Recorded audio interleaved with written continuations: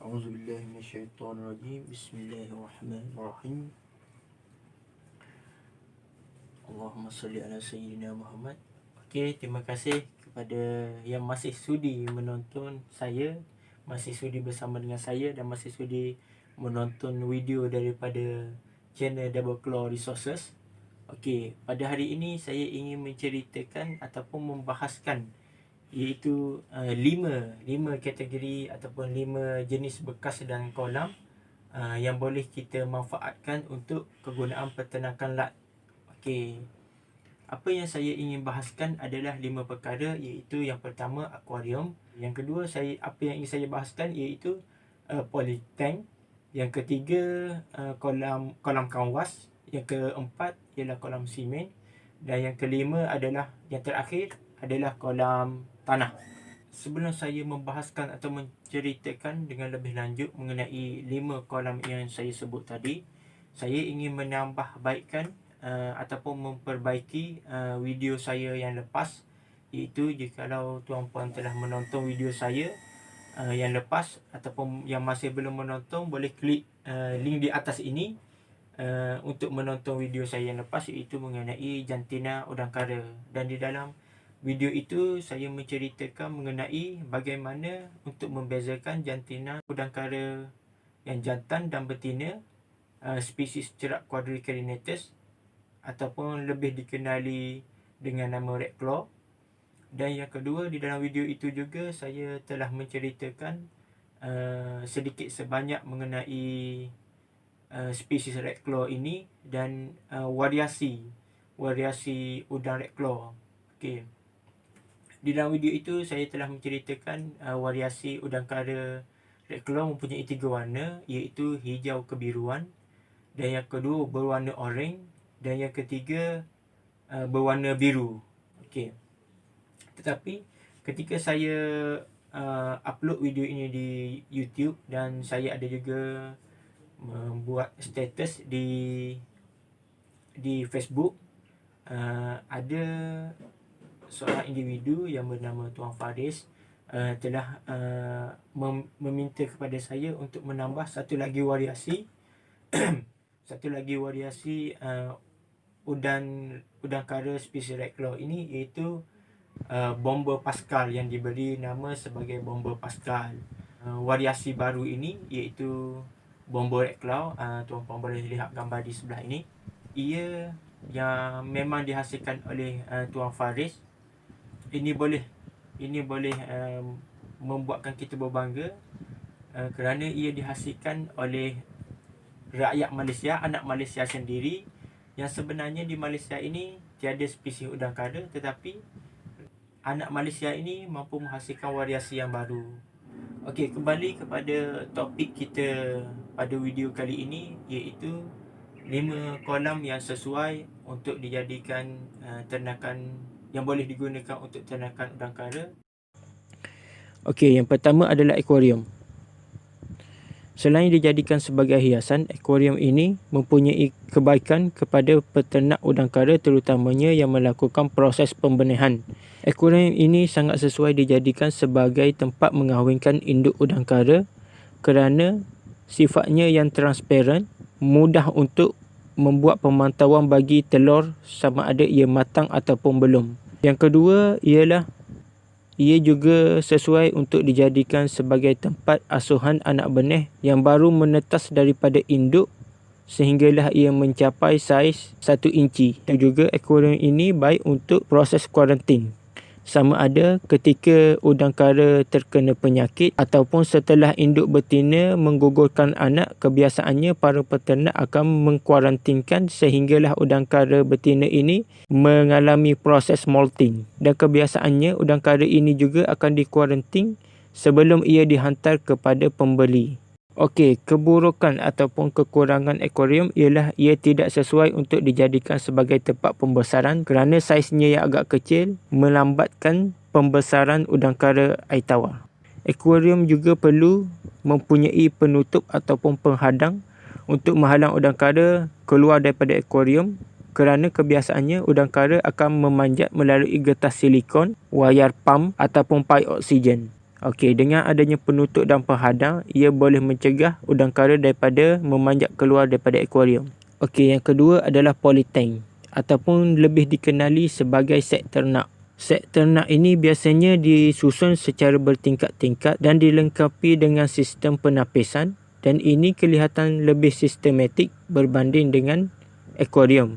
Oleh itu, ia sangat sesuai bagi pemula yang ingin mempelajari tentang udang kara air tawar, dan juga ia sangat sesuai bagi pemula ataupun penternak yang tidak mempunyai ruang yang mencukupi ataupun yang mempunyai modal yang kecil. Sebenarnya set ternak ataupun polytank ini kebaikannya hampir sama dengan akuarium, tetapi ia lebih mudah dikendali kerana ia ringan dan mudah untuk dilubangi untuk dijadikan sebagai sistem penapisan. Dan sama sahaja dengan akuarium, ia tidak sesuai untuk dijadikan sebagai tempat pembesaran udang kara, dan ia lebih sesuai dijadikan sebagai tempat pembenihan udang kara. Okey, di sini saya sertakan sekali nombor pembekal set ternak. Kepada sesiapa yang berminat dengan set ternak ini, anda bolehlah menghubungi nombor yang tertera di bawah ini. Yang ketiga adalah kolam kanwas. Kolam kanwas ini terdapat dua kategori ataupun dua jenis, iaitu yang berwarna oranye biru dan yang satu lagi ialah yang berwarna hijau. Dan yang berwarna hijau ini kebiasaannya digunakan sebagai kanopi lori. Okey, yang berwarna biru oranye ini mempunyai dua jenis. Yang pertama yang nipis, yang biasanya digunakan sebagai kanopi untuk melindung daripada panas, dan yang ini tidak sesuai dijadikan sebagai kolam kanwas kerana ia agak nipis dan mudah repuk. Yang sesuainya ialah yang kebiasaannya dibuat dari Korea, made in Korea, yang agak tebal. Kebaikan kolam kanwas ialah ia boleh dipindahkan, mudah untuk pemasangan, dan saiznya juga boleh ditetapkan mengikut keperluan pengguna dan juga tempat. Dan kolam kanwas ini juga ia sangat sesuai untuk kedua-dua jenis kategori penternakan, sama ada pembenihan ataupun pembesaran. Kekurangan kolam kanwas juga ia perlu membina frame kerana bentuknya yang tidak tetap. Tetapi kekurangannya ini juga boleh dimanfaatkan sebagai kebaikan kerana ia boleh dibina secara bertingkat dan ini sangat menjimatkan ruang. Okey, kepada tuan puan yang berminat untuk membeli kolam kanwas ini, di bawah ini saya sertakan penjual ataupun pembekal kolam kanwas, dan tuan puan boleh menghubungi nombor di bawah untuk maklumat lanjut mengenai kolam kanwas ini. Okey, yang keempat adalah kolam simen. Kebaikan kolam simen ialah ia mudah dibina dan boleh dibina mengikut keperluan penternak, dan juga boleh dijadikan sebagai hiasan dengan membinanya sebagai minimalis. Dan ketahanan kolam simen ini ia agak tahan lama, dan apabila berlaku kerosakan ataupun kebocoran, ia mudah untuk dibaik pulih. Suhu air kolam simen lebih sejuk berbanding akuarium, polytank dan kolam kanwas, dan ini menjadi salah satu faktor untuk merangsang udang kara untuk mengawan, dan ia sangat sesuai dijadikan sebagai tempat pembenihan ataupun pembesaran. Tetapi apa yang malangnya, kolam simen ini tidak boleh dipindahkan. Dan yang terakhir adalah kolam tanah. Kolam tanah ini sangat sesuai dijadikan sebagai tempat pembesaran kerana udang kara sangat cepat membesar di dalam kolam tanah berbanding kolam simen dan kolam kanwas. Ini terjadi disebabkan perbiakan plankton dan sumber semula jadi yang terdapat di dalam kolam tanah berbanding kolam-kolam lain. Dan kolam tanah juga merupakan habitat asal bagi udang kara air tawar. Keburukan kolam tanah pula ialah susah untuk maintenance dan ada delay time. Ini kerana setelah proses penuaian, kolam tanah perlu dikeringkan dan perlu melakukan proses pengapuran untuk mematikan segala jenis haiwan pemangsa yang boleh menjejaskan udang kara. Kolam tanah sangat tidak sesuai dijadikan sebagai tempat pembenihan kerana tempatnya yang agak luas menyukarkan untuk udang kara menemui pasangan. Dan apabila anak benih telah gugur daripada induk, agak sukar untuk memilih anak benih di dalam kolam tanah, ditambah pula jika terdapat kotoran mendapan pada kolam tanah. Oleh itu, kebiasaannya peternak kolam tanah akan membeli anak benih yang berukuran 2 inci atau 3 inci untuk dimasukkan ke kolam tanah. Okey, kesimpulannya di sini ialah akuarium, polytank, kolam kanwas dan kolam simen amat sesuai untuk pembenihan. Manakala untuk pembesaran pula, ia lebih sesuai diternak di dalam kolam kanwas, kolam simen dan kolam tanah. Okey, di situ saja perbahasan saya mengenai kolam ini dan saya harap tuan-puan bolehlah memilih sama ada ingin menjadi peternak yang menjalankan peternakan untuk pembenihan ataupun pembesaran, kerana kedua-dua kategori ini mempunyai pasaran yang tersendiri. Dan pilihlah mengikut kemampuan tuan-puan melalui modal, keluasan kawasan ternakan dan sebagainya. Okey, itu saja daripada saya dan saya harap video ini sangat bermanfaat kepada tuan-puan dan juga memberi kesedaran kepada tuan-puan, terutamanya kepada diri saya sendiri.